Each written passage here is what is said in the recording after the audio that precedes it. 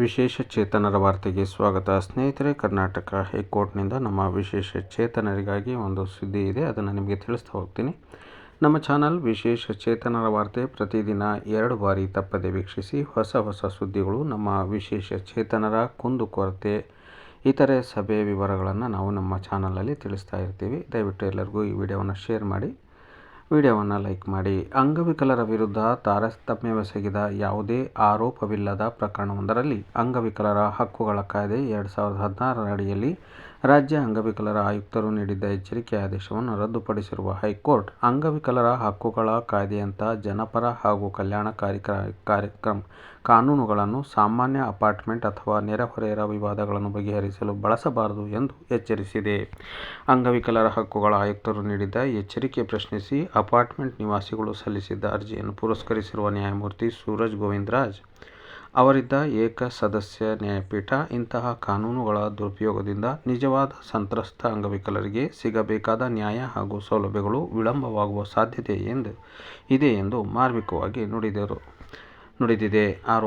ಆರೋಪ ಏನು ಅಂತ ನೋಡೋದಾದರೆ, ಪ್ರಕರಣದಲ್ಲಿ ದೈಹಿಕ ಅಂಗವೈಕಲ್ಯ ಹೊಂದಿರುವ ದೂರುದಾರರು ತಮ್ಮ ನಿವಾಸದ ಎದುರು ಸಿಸಿ ಕ್ಯಾಮೆರಾ ಅಳವಡಿಸಲಾಗಿದೆ, ತಮ್ಮನ್ನು ಅವಾಚ್ಯ ಶಬ್ದಗಳಿಂದ ನಿಂದಿಸಲಾಗಿದೆ, ನಿರ್ವಹಣಾ ಶುಲ್ಕ ಬಾಕಿ ಇರುವ ಮಾಹಿತಿ ವಾಟ್ಸಾಪ್ ಗ್ರೂಪ್ ಹಾಗೂ ನೋಟಿಸ್ ಬೋರ್ಡ್ನಲ್ಲಿ ಪ್ರಕಟಿಸಲಾಗಿದೆ, ತಮಗೆ ಯಾವುದೇ ಸಹಾಯ ಮಾಡದಂತೆ ಭದ್ರತಾ ಸಿಬ್ಬಂದಿಗೆ ಸೂಚಿಸಲಾಗಿದೆ ಎಂಬ ಆರೋಪಗಳನ್ನು ಮಾಡಿದ್ದರು. ಈ ಪ್ರಕರಣದಲ್ಲಿ ಅಪಾರ್ಟ್ಮೆಂಟ್ ನಿವಾಸಿಗಳ ವಿರುದ್ಧ ರಾಜ್ಯ ಅಂಗವಿಕಲರ ಆಯುಕ್ತರು 2026 ಫೆಬ್ರವರಿ 19ರಂದು ಎಚ್ಚರಿಕೆ ಆದೇಶ ಹೊರಡಿಸಿದ್ದರು. ಇದನ್ನು ಪ್ರಶ್ನಿಸಿ ಅಪಾರ್ಟ್ಮೆಂಟ್ ಮಾಲೀಕರು ಹೈಕೋರ್ಟ್ಗೆ ಅರ್ಜಿ ಸಲ್ಲಿಸಿದ್ದರು.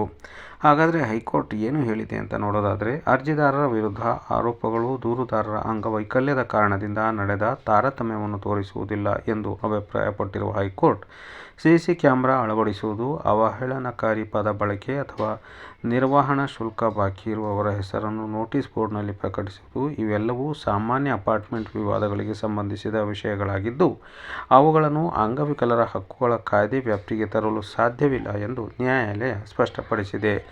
ನಿರ್ವಹಣಾ ಶುಲ್ಕ ಬಾಕಿ ಇರುವವರ ಹೆಸರನ್ನು ವಾಟ್ಸಾಪ್ ಗ್ರೂಪ್ ಅಥವಾ ನೋಟಿಸ್ ಬೋರ್ಡ್ನಲ್ಲಿ ಪ್ರಕಟಿಸುವುದು ಕೇವಲ ಮಾಹಿತಿ ನೀಡುವ ಕ್ರಮವಾಗಿದ್ದು, ಅದನ್ನೇ ಕಿರುಕುಳ ಅಥವಾ ತಾರತಮ್ಯ ಎಂದು ಪರಿಗಣಿಸಲು ಸಾಧ್ಯವಿಲ್ಲ ಎಂದಿರುವ ನ್ಯಾಯಪೀಠ, ಪ್ರಕರಣದ ದೂರಿನಲ್ಲಿ ಅಂಗವೈಕಲ್ಯ ಆಧಾರಿತ ತಾರತಮ್ಯದ ಯಾವುದೇ ಆರೋಪ ಇಲ್ಲದಿರುವುದರಿಂದ ಈ ಪ್ರಕರಣದ ವಿಚಾರಣೆ ನಡೆಸುವ ಅಧಿಕಾರ ರಾಜ್ಯ ಅಂಗವಿಕಲರ ಆಯುಕ್ತರಿಗೆ ಇರಲಿಲ್ಲ ಎಂದು ಅಭಿಪ್ರಾಯಪಟ್ಟು ಆಯುಕ್ತರು ಹೊರಡಿಸಿದ್ದ ಎಚ್ಚರಿಕೆ ಆದೇಶವನ್ನು ರದ್ದುಪಡಿಸಿದೆ.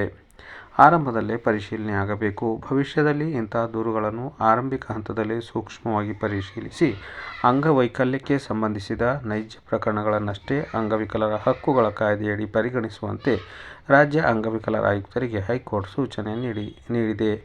ಜೊತೆಗೆ ಅಪಾರ್ಟ್ಮೆಂಟ್ನಲ್ಲಿ ವಾಸಿಸುವವರು ಸಮುದಾಯದ ಜೀವನದ ಮೌಲ್ಯಗಳನ್ನು ಅರ್ಥ ಮಾಡಿಕೊಂಡು ಸೌಹಾರ್ದಯುತವಾಗಿ ಸಮಸ್ಯೆಗಳನ್ನು ಬಗೆಹರಿಸಿಕೊಳ್ಳಬೇಕೆಂದು ನ್ಯಾಯಾಲಯ ಸಲಹೆ ನೀಡಿದೆ. ಈ ಅಭಿಪ್ರಾಯ ಕುರಿತು ತಮ್ಮ ಅನಿಸಿಕೆಗಳನ್ನು ಕಾಮೆಂಟ್ ಬಾಕ್ಸಲ್ಲಿ ಬರೆದು ಹಾಕಿ. ಪ್ರತಿದಿನ ವಿಶೇಷ ಚೇತನರ ವಾರ್ತೆಯನ್ನು ತಪ್ಪದೇ ವೀಕ್ಷಿಸಿ.